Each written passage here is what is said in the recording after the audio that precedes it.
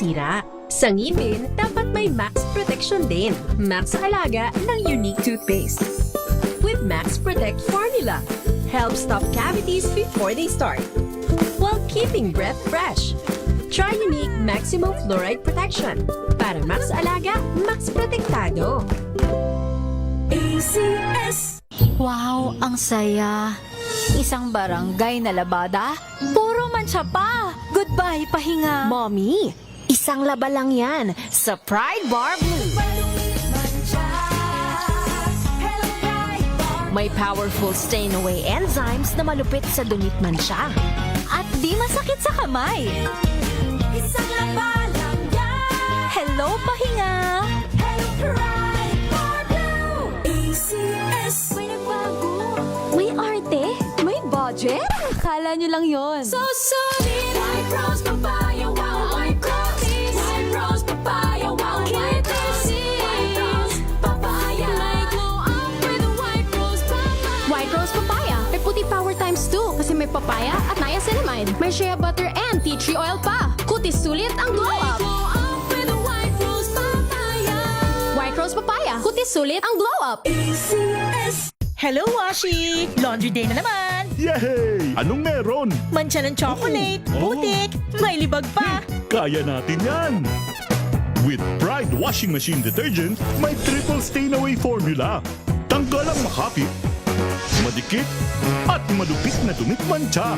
Kaya easy-easy ang labada. Mula noon hanggang ngayon! All you need is pride. All you need is pride. ACS. MX3, dito ko bilib.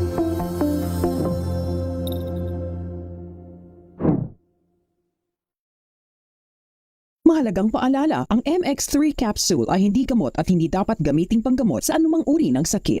Maulan man, no worries na amoy kulog ang damit. Charm Fab Con. Bangong kumaka-bloom.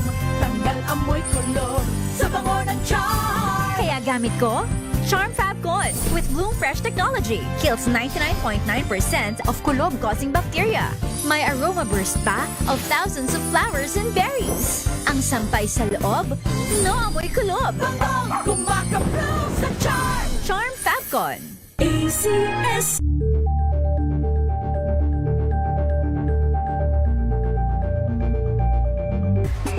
Galalala Fabcon. Galalala Fabcon.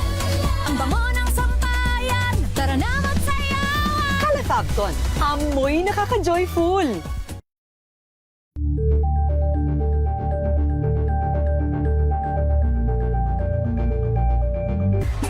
Galalala Fabcon. Galalala Fabcon. Ang bango ng sampayan. Tara na magsayawan. Calafabcon, amoy nakaka-joyful! Tinesting, sinuri, siniyasan. Ang resulta? Super effective ang Shield sa pagpatay ng bakterya at virus. Shield Antibacterial Soap. Believe ang mga eksperto sa Philippine Nurses Association. At si Mami, Tiwala ako sa Shield. Shield Antibacterial Soap. Napatunayang mabisa. Ang mga nurse, tiwala. ACS. Galalala Fabcon. Galalala Fabcon. Ang bango ng sampayan. Tara na magsayawan. Calafabcon, amoy nakaka-joyful!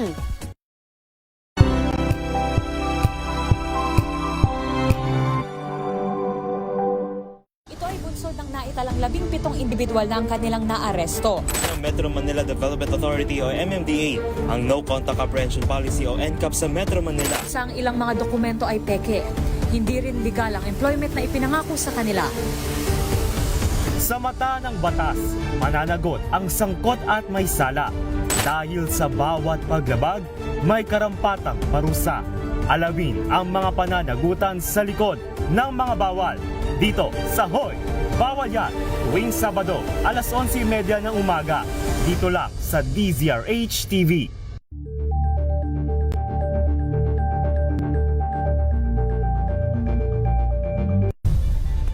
Nagsimula sa pangarap hanggang sa maabot ang tagumpay.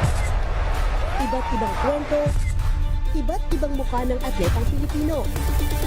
Mas pinatindi, mas pinalakas, at mas pinaaksyon sa Match Point tuwing Sabado, 12:30 ng tanghali sa DZRH TV.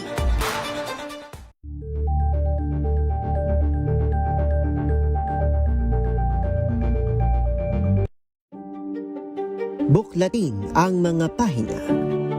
Pakinggan ang boses ng lipunan.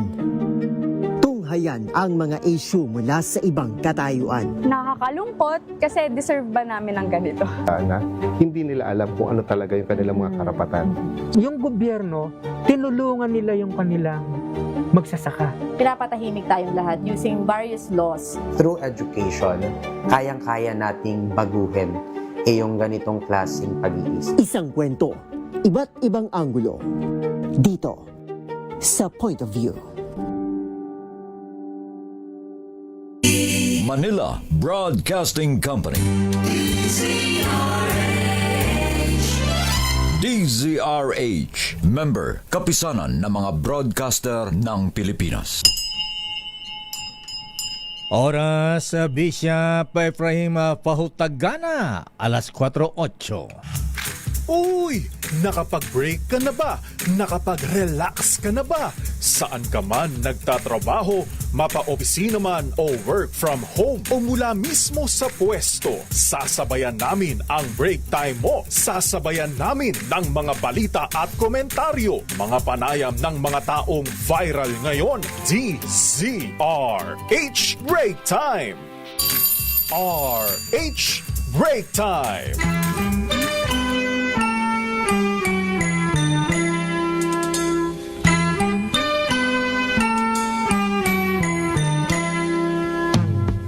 See the curtains hanging in the window in the evening on a Friday night.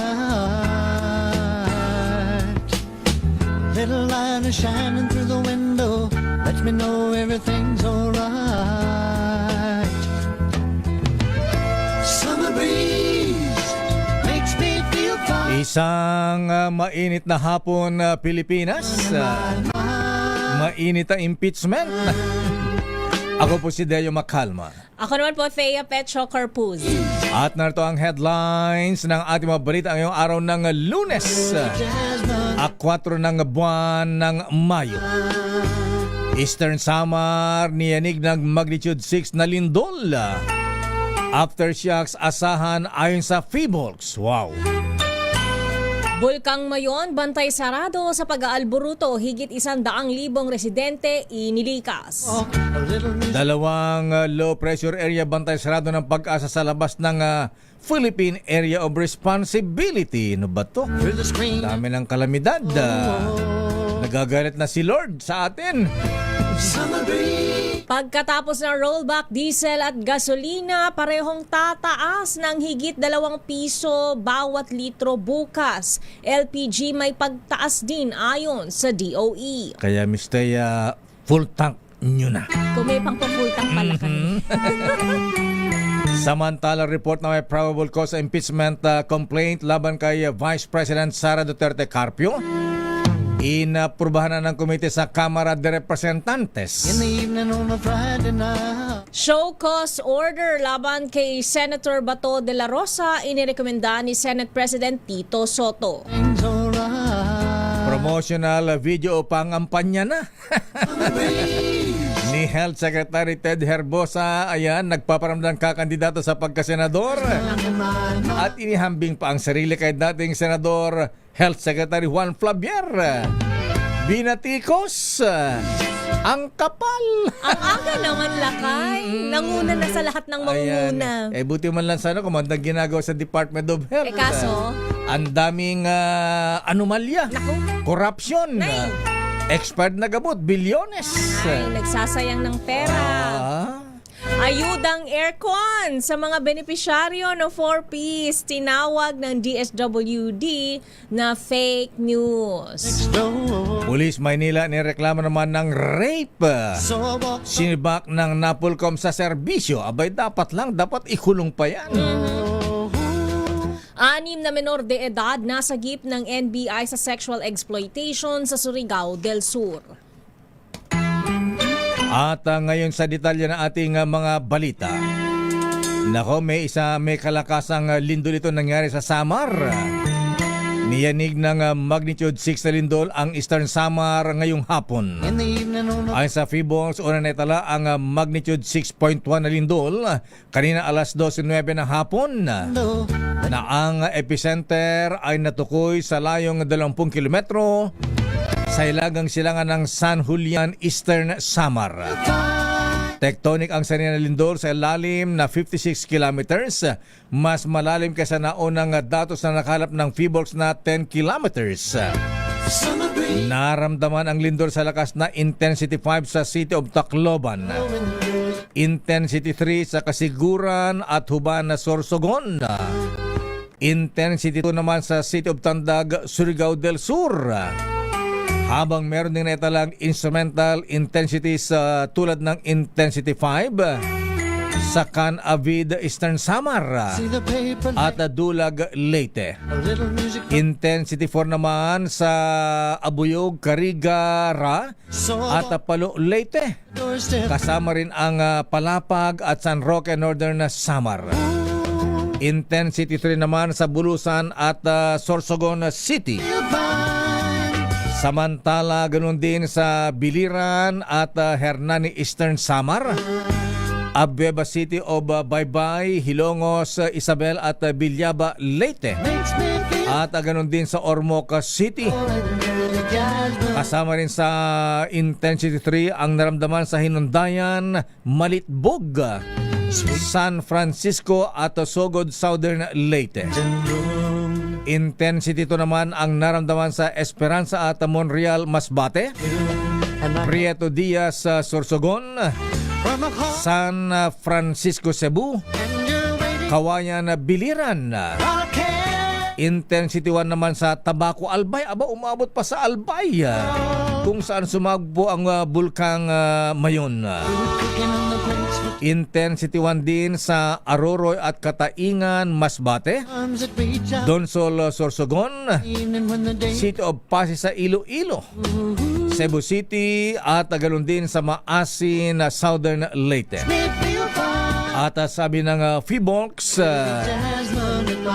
asan daw po ang pinsala at mga aftershocks kasunod ng nangyari malakas na lindol kanina alas 2 ng hapon. Kaugnay ng balitang yan, suspendido na ang pasok sa gobyerno at sa pribado at pampublikong paaralan sa probinsya ng Eastern Samar matapos yan iginag magnitude 6 na lindol. Alinsunod ito sa inilabas na executive order ni Eastern Samar Governor Ralph Vincent Everdone ngayong araw. Layunin ng direktiba na tiyaking ligtas ang publiko at para bigyang daan ang isasagawang assessment sa nangyaring pagyanig. Nagpaalala ito sa publiko na manatiling alerto sa anumang banta ng aftershocks at sumunod sa abiso ng mga lokal na ahensya. Pumalo naman sa megit 30,500 families o 102,000 katao ang naapektuhan ng pagsabog ng bulkang Mayon. Ayon sa Office of the Civil Defense, 87 barangays ang inabot ng uson o pyroclastic density currents na ibinuga ng bulkang Mayon noong May 2. Aabot naman sa megit na 1,400 families ang mahigit 5,400 ang namamalagi ngayon sa mga evacuation centers. Tiniyak ng Office of Civil Defense ang tulong, paghatid ng kakulang tulong mula sa pamahalaan sa mga naapektuhang mga residente. Una nang sinabi ng Philippine National Police na magdadagdag sila ng checkpoints para matiyak na nasusunod ang pagbabawal sa pagpasok sa loob ng 6-kilometer radius sa permanent danger zone. A little music from the house next door. Samantalang patuloy ang pagtanggap ng report si Pangulong Bongbong Marcos kaugnay ng sitwasyon sa Albay sa gitna ng pag-aalboruto ng Bulkang Mayon. Ayon sa Pangulo, nagtungo mismo si DPWH Secretary Vince Dizon sa lalawigan para inspeksyonin ang mga kalsada. Kailangan kasi anyang malinis ang mga ito mula sa abo para masigurong tuloy-tuloy na nakagagalaw ang mga residente at mga responder. Agad namang namigay ang DOH ng face masks bilang proteksyon sa ashfall habang ang DSWD ay tinutugunan ang pangangailangan sa pagkain at iba pang essential supplies lalo na ng mga evacuation centers, ng mga nasa evacuation centers. Tiniyak ni Pangulong Marcos sa tuloy-tuloy ang koordinasyon nila sa pamahalaang panlalawigan para alamin at tugunan ang iba pang pangangailangan. Narito ang bahagi ng pahayag ng Pangulo. I spoke also to the governor and sabi naman niya that lahat ng needs ng Albay so far ay meron tayong support ng binigay. So unfortunately we are used to Mayon, but never mind, we are able to minimize the effects of the ashfall that is going into certain populated areas. At yun ang inaalala natin. The first. Matapos naman ang pagsabog ng Bulkang Mayon at malakas na lindol, dalawang namumong sama ng panahon naman ang maaring pumasok sa bansa. Ayon sa Pag-asa, ang unang low pressure area ay namataan sa layong 1,350 kilometers sa hilagang silangan ng Mindanao. Ayon sa Pag-asa, kung di magbabago ang direksyon, abay maaring pumasok na sa Philippine Area of Responsibility bukas. Bagamat malit ang tsansa na maging bagyo ang low pressure area, magdudulot naman ng mga pag-ulan sa ilang bahagi ng Visayas at Mindanao, kasama ang Palawan sa Huwebes at Biyernes. Samantala, ang ikalawang namumong sama ng panahon ay namataan din sa hilagang silangan din ng Mindanao. Maaaring pumasok naman ang nasabing sama ng panahon sa Sabado o Linggo bilang tropical depression na maaaring tawagin sa pangalang Bagyong Kaloy. Sa iba pang balita, kasado na ang taas presyo sa diesel at gasolina bukas, May 5, matapos ang tatlong magkakasunod na linggo ng rollback. Inanunsyo ni Department of Energy Secretary Sharon Garin na tataas ng 2 piso 66 na sentimo ang kada litro ng diesel habang 2 piso at 21 sentimo sa gasolina. Ayon sa DOE, dapat maglaro sa 79.62 pesos hanggang 107.48 pesos ang halaga ng kada litro ng diesel at 82 pesos hanggang 107 pesos naman ang presyo sa gasolina mula May 5 hanggang May 11. May bawas naman ng 3 pesos at 53 sentimos ang kada litro ng kerosene. Samantala, inanunsyo rin ng Energy Department sa kaparehong press conference ang 1.22 pesos na taas presyo sa kada kilogram o katumbas ng 13.42 pesos sa kada 11 kilogram sa tangke ng LPG ngayong buwan.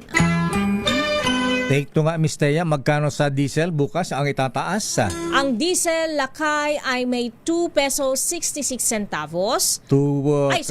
That's for gasoline. Yeah, that's correct. That's for diesel, 2 pesos 66 centavos. And for the gasoline, 2 pesos 21 centavos lakay. Ayan, 266 tsaka 221. 266 sa diesel. Yes. Sa gasolina, 220. So maglalaro lakay ng 79.62 hanggang 107.48 para sa kada litro ng diesel, hanggang 82 pesos hanggang 107 pesos naman sa kada litro ng gasolina. At ito ang malungkot na balita, mga misis, mga ateng. Aba, pati LPG tataas naman ng 1 peso and 22 centavos kada kilogram ng LPG mula May 4 hanggang 31. Ayon pa rin kay Energy Secretary Sharon Garin, maglalaro naman sa 1,000 pesos, 70 and 42 centavos hanggang 1,701 to 77 centavos ang dealer's pick-up price. Sabi ng DOE, hindi dapat lumagpa sa 1 peso and 22 pesos kada kilogram ang ipapatupad na presyo ng LPG. Pero maaari naman niyang mas mababang presyo o rollback pa ang ipatupad naman ito kagaya ng Rigasco na una nang nag-anunsyo ng 2 pesos per kilogram na bawas presyo. Aba, pwede pala magbawas. Kaya pala. O 22 pesos kada 11 kilogram epektibo bukas. Patunay ito, sabi ni Abad, Director Abad ng DOE, na matatag ang supply ng LPG sa bansa sa kabila ng giyera pa rin sa Middle East. Samantala, pinakikilos ni Senator Erwin Tulfo ang Department of Trade and Industry o DTI laban sa mga mapang-abusong mga negosyante na lumalabag sa umiiral na price freeze hanggang Mayo Agis. Sabi ni Tulfo, maraming negosyante ang nagiging kampante sa pagtaas ng presyo kahit may price freeze dahil sa paniniwalang hindi sila abot ng monitoring ng gobyerno. Kaya naman, maraming mamimili ang napipilitang pagkasyahin ang budget ngayon na may oil crisis na nakaapekto sa lahat ng presyo ng mga bilihin. Hinamon ng senador ang DTI na wag lamang umasa sa mga isinusumiting report sa kanila at magsagawa ng ground inspection at makita ang totoong nangyayari sa pamilihan.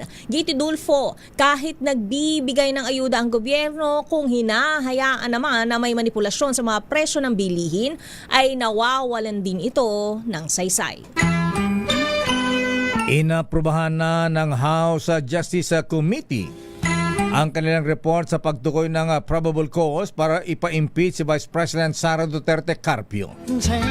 Unanimous ang naging botohan, ibig sabihin lahat ng 55 miyembro ng komite ay sumang-ayon na idiretso na sa plenaryo ang reklamo para pagbotohan. Sa ilalim ng saligang batas, kailangan ng at least 1/3 votes o katumbas ng 106 mula sa 318 members ng Kamara para umusad ang articles of impeachment sa Senado na tatayo bilang impeachment court. Sa panayam ng 2x2, ipinaliwanag ni Batangas Congresswoman Jervil Luistro, chairperson ng komite, na lahat ng miyembro ng Kamara at maging ang kampo ni Vice President Sara kasama ang complainants ay padadalhan ng kopya ng articles of impeachment bago ito pagbutohan sa plenaryo sa Lunes, May 11. Ang paliwanag ni Congresswoman Jervil Luistro. Dapat bigyan ng reasonable time lahat ng House members upang pag-aralan ang articles of impeachment before the plenary vote, no? Maliwanag yan dun sa Supreme Court decision. We also anticipate na papadalhan nila ng copy ang respondent vice president, that is as part of due process. Same is true with respect to the complainant, no? As soon as mapadalhan to, bilang lang siguro tayo ng days when we can say na there is reasonable time already, na pag-aralan na ng members, na pag-aralan na din ng Vice President and even the complainant. Kaugnay ng balitang yan, malayo pa pero malayo na. Ito ang nilalaman ng opening statement ni Justice Chair Jervil Luistro sa meeting ng House Justice Committee para i-adopt ang resulta ng desisyon ng komite na may probable cause. Ayon kay Luistro, sapat na ang mga natalakay ng komite sa 3 impeachment proceedings at binatay ang kanilang desisyon hindi sa haka-haka kundi sa mga ebidensya, testimonya at mga dokumento. Ito ang dahilan ayon kay Luistro, kaya't nagpasya ang komite na huwag nang pagbigyan ng hirit ng ilang miyembro nito na magkaroon pa ng extension ng hearing. Matatandaan na unanimous votes na 53 idineklarang may probable cause para ma-impeach si Vice President Sara dahil sa culpable violation of the Constitution, bribery, graft and corruption, and other high crimes. Babalikan natin ang ilang pang detalye ng ating mga balita. Congressman Pulong Duterte, hinamon naman ni Congressman Terry Ridon na ipagtanggol ang kanyang kapatid na si Vice President Sara sa plenaryo. Samantala, promotional video sa planong pagtakbo sa pagkasenador ng napakagaling Yun, gusto nila na kay Health Secretary Ted Herbosa na inihalin tulad pa kay dating Health Secretary, dating Senador Juan Flavier. Binatikos. Kapal naman nito. Di ba siya action man lakay? Action man. Ayan. Anong in-actionan? Aba, inilibing ang mga expired na gamot. Kita mo nga. Inagapan. Bilyones. Ayan. Kesa mainom pa daw. Inilibing na lang niya. Inilibing na lang. Ang daming anomalya sa Department of Health. Nakapasyal naman. Ang daming nangangamatay sa mga government hospitals. Hindi inaasikaso. Tapos inaasikaso niya, ayan, planong paktakbong senador. Magpasyal lakay. Pasyal. Ayan, kasama na ang biyahe. Ayan. Diyos ko. Kinikilabutan ako. Samantala, one conviction sa 4 na articles of impeachment. Sapat daw para mahatulan si Vice President Sara Duterte Carpio. Sino may sabi niyan, Manang Milky? At Senado obligado mag-convene bilang impeachment court kapag dinala ng Kamara ang articles of impeachment. Ayon kay Senate President Tito Sen. At Philippine General Hospital branch itatay sa Cavite ay naman kay Pangulong Bongbong Marcos. Samantala, ayudang aircon sa mga benepisaryo ng 4Ps. Tinawag na fake news ng DSWD. Ang dami magagaling. At isang pulis Maynila nireklamo ng rape. Sinibak ng Napolcom sa serbisyo. Aba, hindi lamang sibak. Dapat ikulong yan. Ang detalye na mabalitang yan sa ating pagbabalik sa ating palatuntunang Break Time. RH Break Time. Oras, Mr. Cecily, Mr. Michael is my guy. Aba, Kuyang Larry Francisco, ha? Aba, Hermana Rosie Sarangaya. Aloha. Oras ganap na alas 4:29. Ang oras na yan ay hatid sa inyo.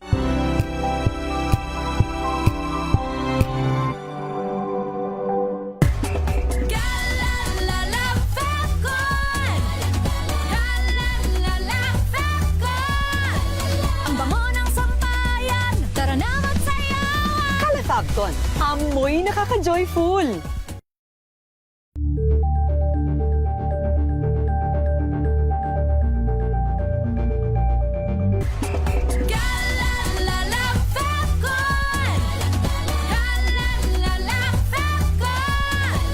Ang bango ng sampayan, tara na magsayawan. Fagcon, amoy nakaka-joyful.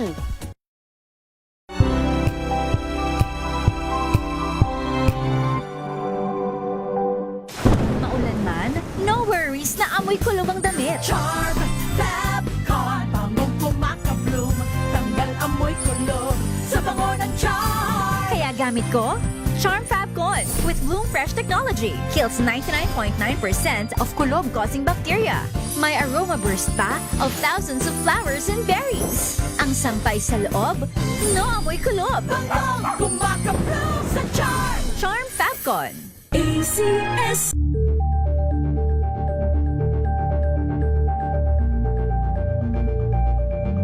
Hello, Washi! Laundry day na naman! Yay! Anong meron? Mancha ng chocolate, putik, may libag pa! Kaya natin yan!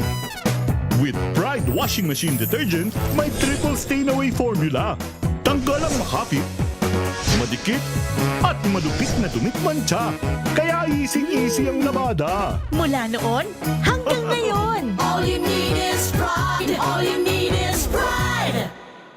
ACS.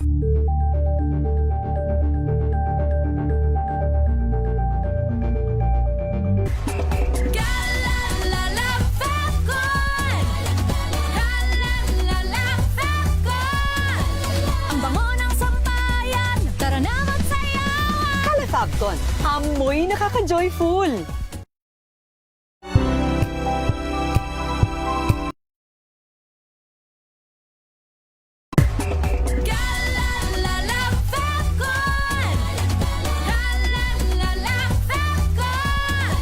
Ang bango ng sampayan, tara na magsayawan. Calefabcon, amoy nakaka-joyful!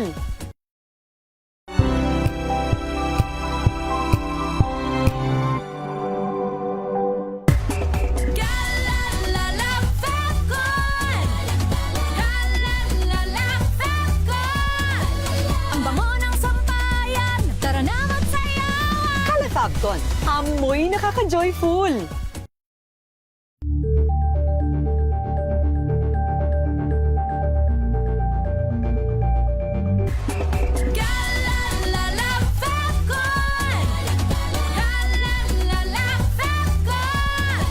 Ang bango ng sampayan, tara na magsayawan. Calefabcon, amoy nakaka-joyful!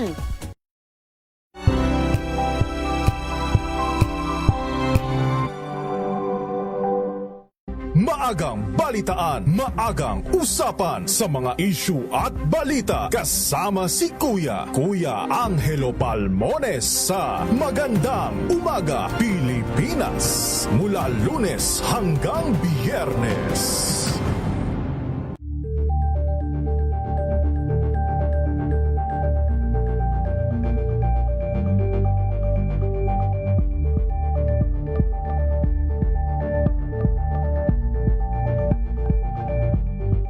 We've got you covered. From the hottest hits, exclusive interviews, kilig to the bones fan meet experience, and hataw performances of your favorite stars. Saturdays, 12 noon, dito lang sa DZRH TV. Number 1 na naman ang inyong DZRH sa latest survey ng Kantar Media na inilabas nitong January 2026. Hindi lang sa Metro Manila, kundi pati rin sa Mega Manila. Patunay na DZRH lang ang inyong tunay at totoong pinagkakatiwalaan. Taos-puso po kaming nagpapasalamat sa inyong patuloy na pagtitiwala dahil ang DZRH, una sa Pilipinas, una sa Pilipino, saan ka man sa mundo, tayo Pilipino. Curious ka ba sa maraming bagay? Kami na ang bahala dyan. Aalamin, tutuklasin at bibigyang linaw namin ang mga katanungang bumabagabag sa inyong isipan. Sa programa kung saan ang bawat sagot ay galing lamang sa mga eksperto. Ang Expert's Opinion, tuwing linggo 3:00 ng hapon, dito lang sa DZRH TV.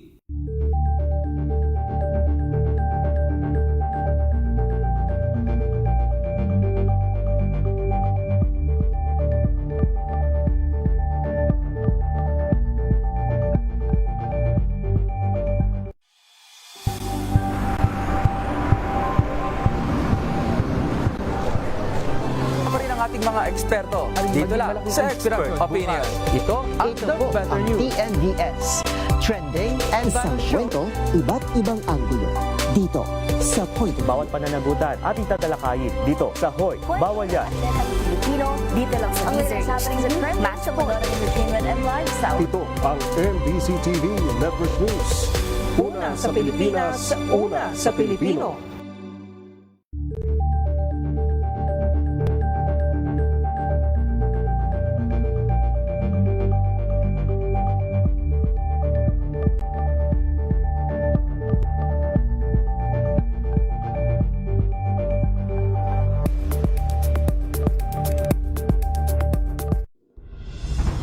Tuloy-tuloy ang pagtulong, tuloy-tuloy ang pagseserbisyo, at tuloy-tuloy ang balitaan kasama si May Binauhan sa Operation Tulong mula Lunes hanggang Biyernes.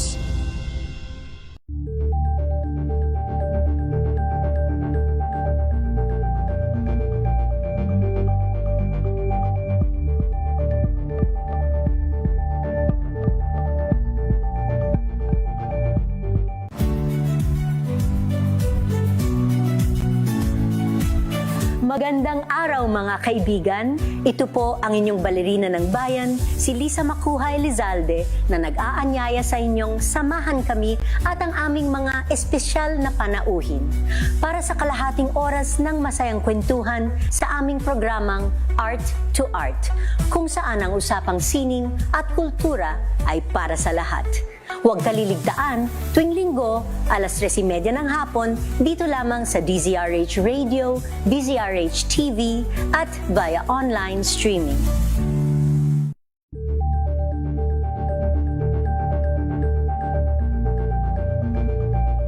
Tambalang Anthony Taberna at Jerry Baha ang gigising sa inyong umaga dahil lalatay ang humahagupit na diskusyon at komentaryo Lunes hanggang Biyernes sa 2x2.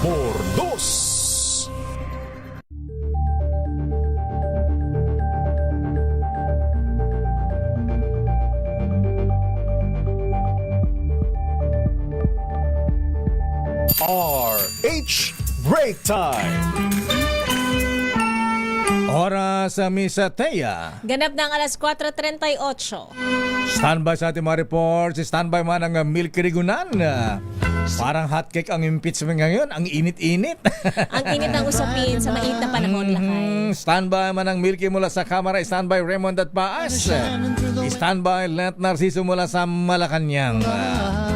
At bago ang mga mainit na balitang yan, eto muna ang mainit na pamimigay natin ng premyo sa ating aba na buhay. Ang ating Kring-Kring Panalo Promo. Makinig maigi! Ito na ang chance mo na manalo ng instant 500 pesos kapag narinig mo na ang mahiwagang Kring-Kring. Tignan mo na ang iyong cellphone, baka ikaw na ang susunod naming winner sa Kring-Kring Panalo Malakas sa telepono. Para sumali, bisitahin ang Facebook page ng DZRH, fill up pa ng Google Sheet na nakapin sa DZRH FB page at hintayin ang aming tawag sa telepono. Kring-Kring na! Eto na ngayon, Mr. Sino ang maswerteng mananalo kung masasagot niya ating napakahirap na tanong? Nakaka-challenge pa naman. Taga-Alitagtag, Batangas, Lakay. Taga Batangas, ayan, oo. Ayan, at sino siya? Magandang araw sa iyo, Nash Hidalgo. Wow, ganda ng pangalan. Oo nga, Nash Hidalgo. Parang Crosby, Still, Nash and Young. Hi, Nash. Magandang hapon. Hello po, magandang hapon po. Ayan, lalaki, babae? Lalaki po. Lalaki. Ayan. Okay, Nas, ayan ang tanong ko, ha? Abay, medyo hirap-hirapan ko ng konti, ha? Ang hirap nito. Para sa dahil, 500 to, Lakay, ha? Siyempre, malaki ang premyo, ha? Ang tanong ko na, sino ang opisyal ng gobyerno na ini-impeach ngayon dyan sa Kongreso? Naku. Ano po, sabi po. Sino? Chappy? Chappy? Opo, Chappy. Hindi, wala opisyal na Chappy ang pangalan. Sino ang vice-presidente na ini-impeach sa Kongreso? Naku, hindi ako. Marcos po? Vice President. Vice President, kuya. Vice President. Ano po? Recto, ayan. Kuya na siya. Para hindi ka na mahirapan. Anong himpilan ng radyo ang number 1? Naging kapampangan tuloy sila kay. Oo nga Nash? DWWW. Anong Anong himpilan ng radyo ang kauna-unahan at number 1 sa Alitagtag, Batangas? Love Radio. Radio po. Easy Rock. Ano na? DZRH po. Ang galing naman talaga. Pinahirapan mo May kami. kabala kami ng Ayan, kaunti oo. para sa'yo. Muntik ko nang bawiin yung 500. Muntik na magtapos si Wina Perla kay. Oo nga eh, ha? Ay, nagkakamot na si Wina eh. Ha? Wina Pearl Binauhan. Maraming salamat Kuya Nasidalgo ng Alitagtag, Batangas. Ala eh. Samantala sa ating mga reports, 1 conviction sa 4 na articles of impeachment. Sapat na para mahatulan daw si Vice President Sara Duterte Carpio. Sino may sabi niya na Manang Milky? Aris number 12, Milky Rigunan, please come in. Milky. Milky? Yes, Nakayatea. Nakayatea. Okay, go. Pinagsama-sama, taging 4 na lang ang articles of impeachment mula sa 6 hanggang 7. Isa lamang dito ang mapagtitibay, sapat na daw ito para mahatulan si Vice President Sara Duterte. Ayon kay Mamayang Liberal Party List Representative Yaila de Lima, isa sa miyembro ng Justice Committee, na consolidate ang parehong grounds para maging malinaw ang kaso. Inaprobahan ng House Justice Committee ang committee report na sa probable cause sa botong 55 out of 55 members. Ang articles of impeachment ay kinabibilangan ng misuse or abuse of confidential funds, unexplained wealth, bribery and graft and corruption, at threats sa umunoy kill plot nito kina Pangulong Bongbong Marcos, First Lady Lisa Marcos, at dating House Speaker Martin Romualdez. Sa Lima, ang conviction sa isang article of impeachment ay sapat na para ma-impeach si VP Sara at permanente na itong ma-disqualify sa anumang posisyon sa gobyerno. Ako si Milky Rigunan nagulat para sa DZRH, una sa Pilipinas, una sa Pilipino. Maraming salamat, Manang Milky Rigunan. Dumaka naman tayo sa Senado, Miss Thea. Senado obligadong mag-convene bilang impeachment court kapag dinala sa kanilang ng Kamara ang articles of impeachment ayon kay Senate President Tito Soto. Ida-time mo balitang yan, RH28, Raymond Adpaas. Raymond! Mr. Mayor, obligado ang Senado na mag-convene bilang impeachment court sa oras na dalhin sa kanila ng Kamara de Representantes ang articles of impeachment laban kay Vice President Sara Duterte. Ayon kay Senate President Vicente Soto III, nasa ating saligang batas ang kautusan para mag-convene bilang impeachment court na dapat lang nilang sundin. Sabi ni Soto, hindi na dapat magdebatehan pa kung mag-convene o hindi ang Senado dahil bahagi ito ng kanilang trabaho. Narito si Senate President Tito Soto. Sundin natin ang Constitution. Ganon kasimple ang usapan. Yes, sir. Which is to convene. And conduct So once we receive the articles of impeachment, we must convene as an impeachment court. That is part of our work. That is part of our job as Senate. Oh. Sagot niya ito sa pahayag ni Senator Robin Padilla na haharangin ng minority ang anumang pagkilos mula sa mayorya kaugnay ng impeachment. Patwira ni Padilla, trabaho ng minority na i-oppose ang majority sa anumang panukala kabilang ng impeachment. Ngunit ayon sa kanyang kasamahan na si Senator Amy Marcos, wala pa silang anumang napagkasunduan at hinihintay na nila ang transmittal ng articles of impeachment at nagkahanda na sila sa isang full-blown trial. Ito si Raymond. So gusto ni Senator Robin Padilla ay harangin kaagad, wag nang isa lang pa sa impeachment trial. Ganun yung gusto niyang palabasin kanina mayroon sa aming naunang panayam. Pero ang sabi naman ni mga kasama sa minority, wala naman pa daw nagkasunduan tungkol sa bagay na yan, Mayor. Okay, sige, abangan na lang natin. Okay, teka muna, paano boboto ba si Senator Bato? Siya ba ay sisipot pagka nagkaroon ng impeachment trial? Pagka nagbutuhan ba, ay sisipot ang Senator Bato de la Rosa? Ayun ang hindi natin alam, Mayor, dahil doon sa ating pagtatanong dito doon sa mga by experience sa impeachment, ay kailangan daw ay physically present ang sino man na gustong makiisa sa anumang impeachment process. Hindi pwedeng video conference, Zoom? Oo nga, wala bang online? Walang ganun. Walang online voting?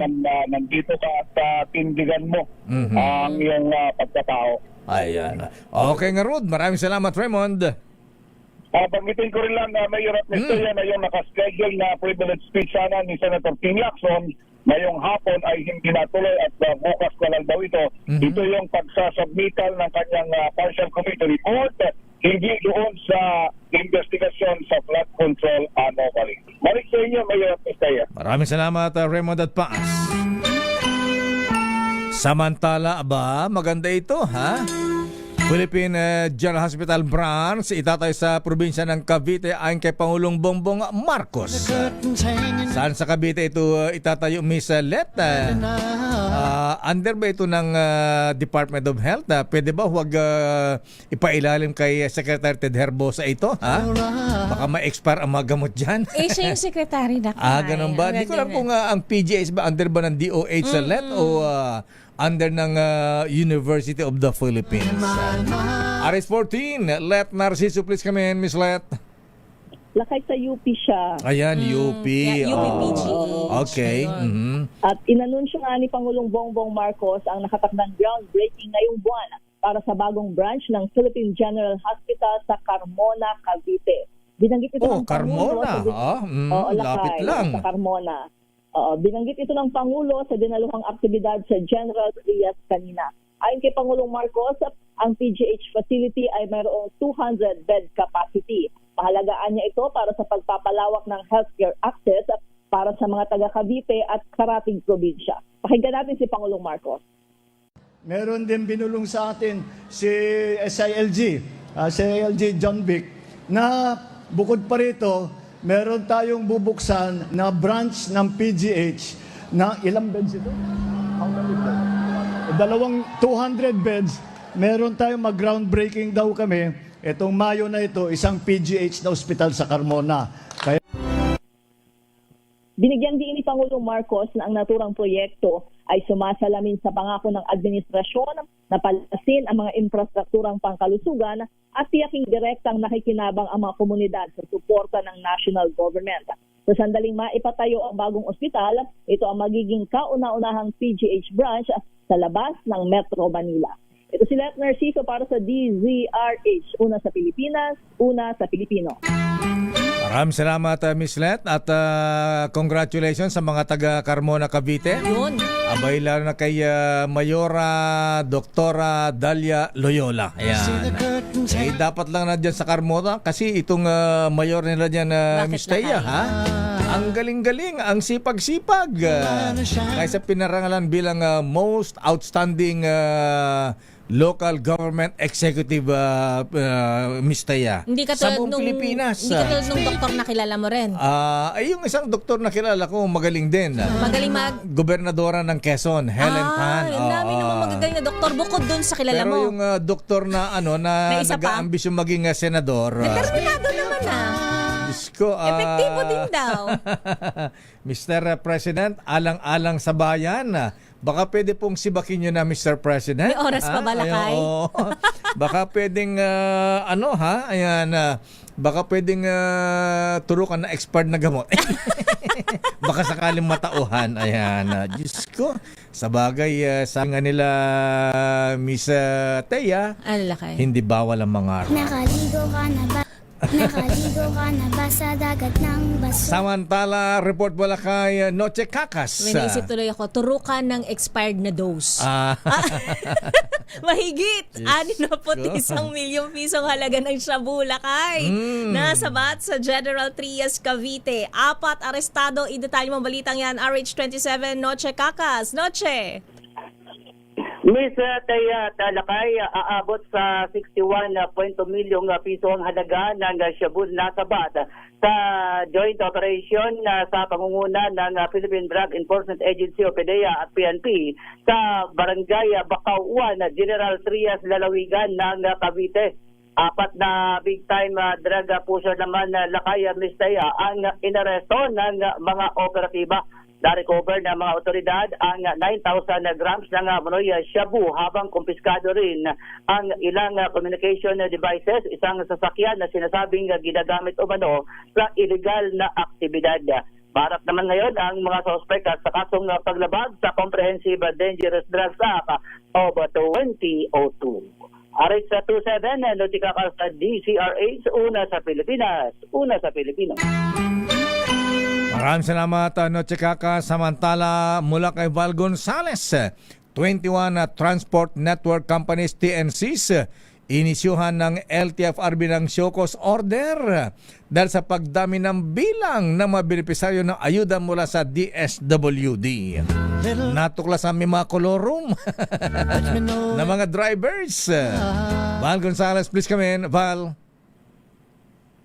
Mayor at Amistea pinagpapaliwanag ng Land Transportation Franchising and Regulatory Board o LTFRB ang 21 iba't ibang mga transport network companies dahil sa usapin ng pagdami ng benepisyaryo ng ayuda sa sektor ng ride-hailing service. Sa STO nang nilabas ng LTFRB, inaatasan ang mga TNBS na magsumite ng kanilang panig kung bakit hindi sila dapat suspendihin o tanggalan ng prangkisa. Ayon kay LTFRB Chairman Atty. Vigor Mendoza II, kabilang sa paglabag ng mga ito ay ang una, ang pag-onboard ng mga sasakyang walang pahintulot mula sa LTFRB at pangalawa, ang pagkabigong panatilihin ng mga original na unit na ngayon ay nasa ibang platform o hindi na aktibo. Inatasan din ng mga LTFRB ang mga PNCs na magsumite ng listahan ng kanilang mga driver at maging plaka ng sasakyan na isinumite sa DSWD at personal na humarap sa pagdinig sa Mayo 14. Matatandang una nang isinagalit ni DSWD Secretary Rex Gatchalian ang tinawag niyang basurang listahan ng mga driver beneficiaries na isinumite ng mga kumpanya ng TNBS na mabigyan ng 5,000 pisong ayuda. Ako si Val Gonzales, DCRH, una sa Pilipinas, una sa Pilipino. Maraming salamat, Val Gonzales. Sandali lamang, James, standby sa ating report ng Emily Bora at Angelica Cosme. Lumaya na. Ayan, boy laya na rin. Laya, kalayaan! Sabi ni Boy Laya Gonzales, welcome to the club. Ayan. Pansamantalang nakalaya na ang dating broadcaster na si Jay Sonsa matapos arestuhin ng mga NBI agents noong Huwebes ng gabi. Kinumpirma ni NBI Director Attorney Melvin Matibag sa isang press conference na naproseso na ang 10,000 pesos na piyansa ni Jay Sonsa.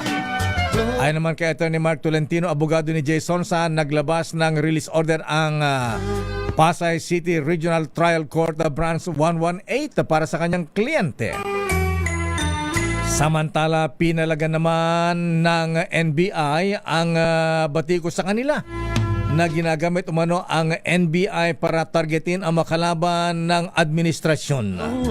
Ayon kay Director Matibag, 2 o 3 lamang sa mahigit na 115 na matagumpay na operasyon ng NBI ang sinasabing mga critics ng pamahalaan. Malian niyang sabihin na kalaban lamang ng gobyerno ang hinuhuli ng mga tauhan ng NBI, lalo't maring ito na ang maging katwiran ng mga kriminal sa paggawa ng krimen. Kasabay nito ay diniin ng direktor na hindi personal ang pag-aresto sa dating broadcaster journalist o broadcast journalist na si Jay Sonsa.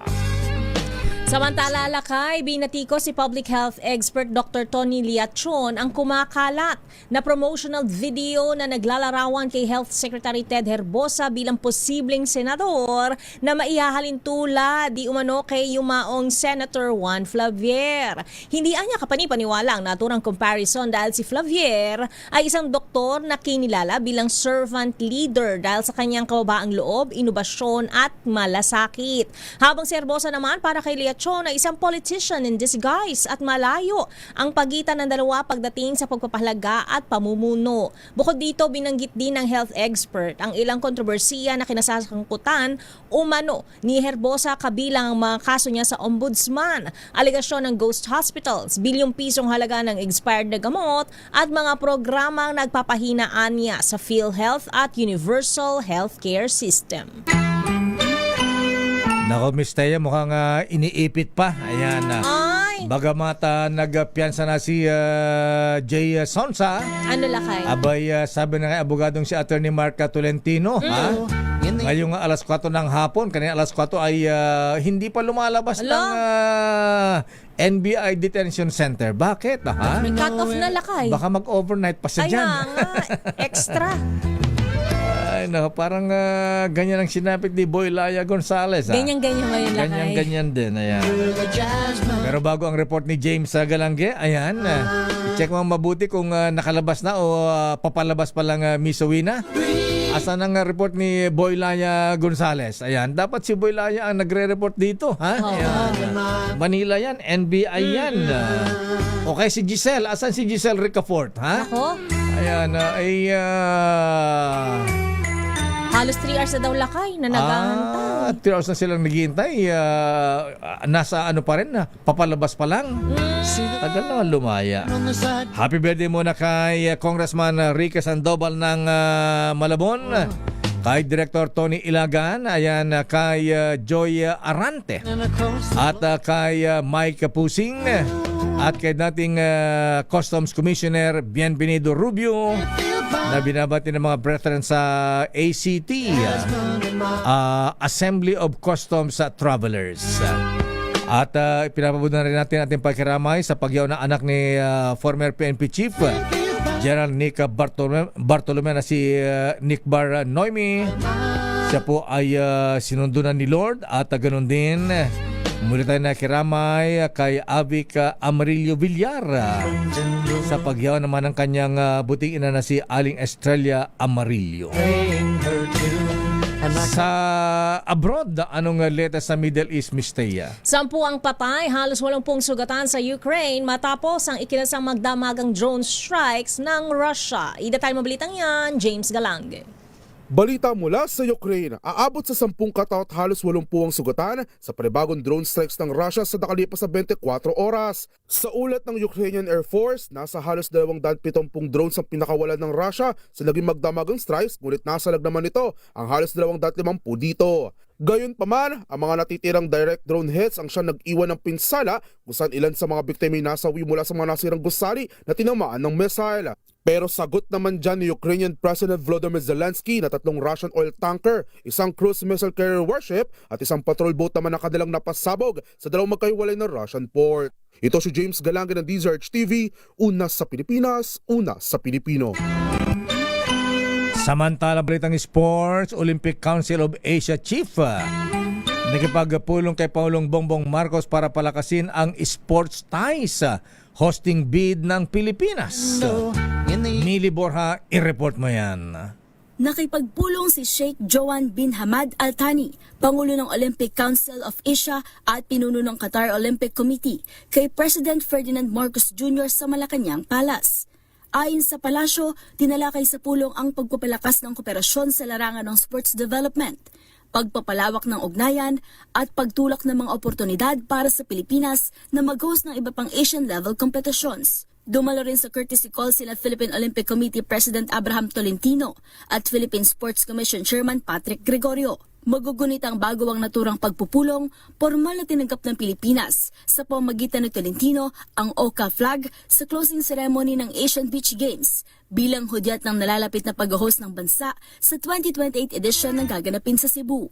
Ito si Mili Borja ng DZRH TV, una sa Pilipinas, una sa Pilipino. Maraming salamat, Mili Borja. At sa showbiz, Miss Thea. SB19, 4 of Spades, Sex Bomb, nagpasiklab sa Aurora Music Festival. Sarah Geronimo nag-back out dahil sa health reasons. Idetay mo balitang yan, Angelica Cosme. Nitong weekend, ang mga bigating OPM and P-pop acts sa ika-5 taon ng Aurora Music Festival sa Clark, Pampanga. Kabilang sa mga nagpasiklab ang P-pop kings na SB19. At bago ang kanilang official debut, nagtanghal din dito ang Sonara, girl group sa ilalim ng 1Z Entertainment. Pinainit din ng Sex Bomb Girls ang stage. Ito ang first time na nag-perform sa Aurora Music Fest ang iconic girl group.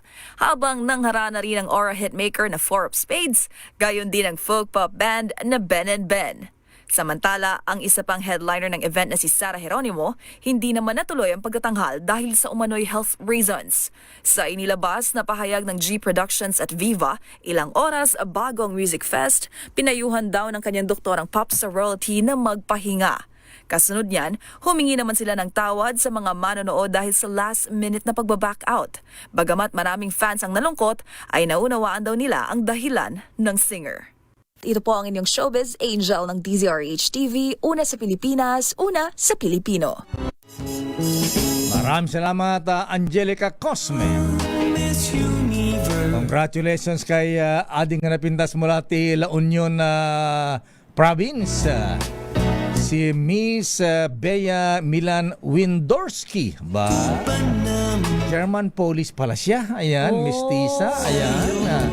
Congratulations sa ang nanalong Miss Universe Philippines nung Saturday night, Sabado night, Miss Taya, ha?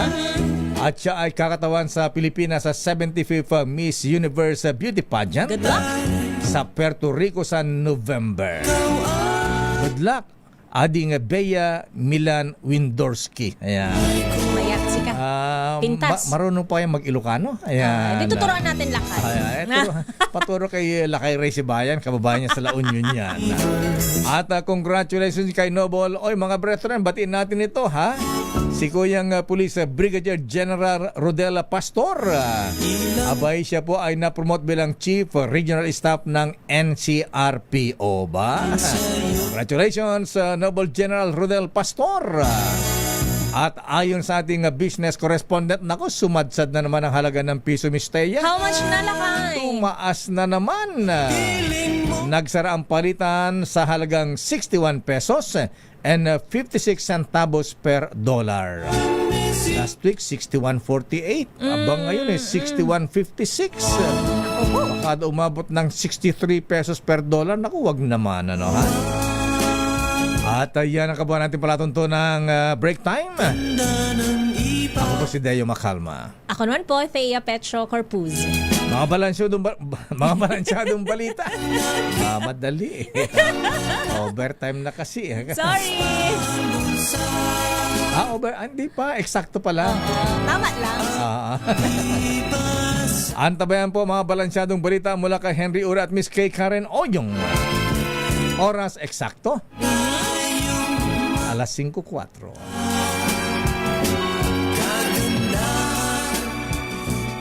Ang oras ay hatid sa inyo ng Dermatology.